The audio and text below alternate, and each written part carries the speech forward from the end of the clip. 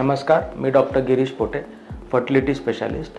आज आपण बघूयात की नॅचरल सायकल IVF म्हणजे काय असतं. आता नॅचरल आणि IVF हे दोन्ही वेगवेगळ्या गोष्टी वाटतात, पण मग नॅचरल सायकल IVF म्हणजे काय? सो ह्याच्यामध्ये काय करतात, आपण स्त्रीला जिचं आपल्याला IVF करायचं तिला आपण 10 दिवस इंजेक्शन देतो.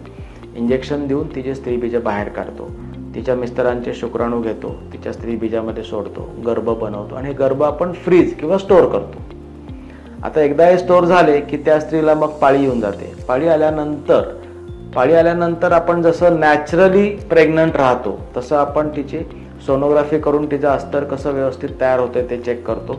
नॅचरली तिचं स्त्रीबीज कसं वाढतंय ते चेक करतो आणि तिचं नॅचरली जेव्हा स्त्रीबीज फुटेल त्याच्यानंतर 5व्या ते 6व्या दिवशी आपण तिचा 5 दिवसाचा गर्भ तिच्या गर्भपिशवीच्या आतमध्ये सोडतो. नॅचरल काय याच्यामध्ये की तिचं जे नंतरची सोडायची जी ट्रीटमेंट आहे, गर्भ सोडण्याची ट्रीटमेंट, ती नॅचरल आहे. म्हणजे तिला नॅचरली पाळी आल्यानंतर तिला नॅचरली तिचं स्त्रीबीज वाढायला लागलं, स्त्रीबीज वाढलं, ते नॅचरली फुटल्यानंतर 5व्या दिवशी आपण 5 दिवसाचा गर्भ तिच्या गर्भपिशवीमध्ये सोडला. म्हणजे नैसर्गिकरित्या सुद्धा स्त्रीमध्ये काय होतं की तिचं स्त्रीबीज वाढतं, स्त्रीबीज फुटतं, त्यावेळेला मिस्टरांचं तिचं रिलेशन येतं.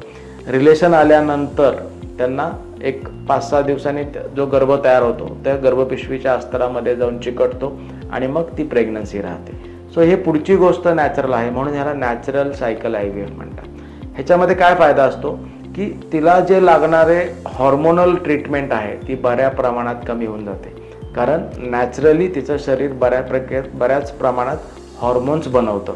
म्हणून तिला आपल्याला बाहेरून द्यायचे जे हॉर्मोन्स आहेत, जसं की जिभेखाली ठेवायच्या तोंडी घ्यायच्या गोळ्या असतात किंवा वजायनली बसवायच्या गोळ्या असतात, कमरेवरचे इंजेक्शन्स असतात, हे एवढं सगळं करावं लागत नाही. खूप कमी प्रमाणात औषधं देऊन तिला प्रेग्नन्सी मिळू शकते.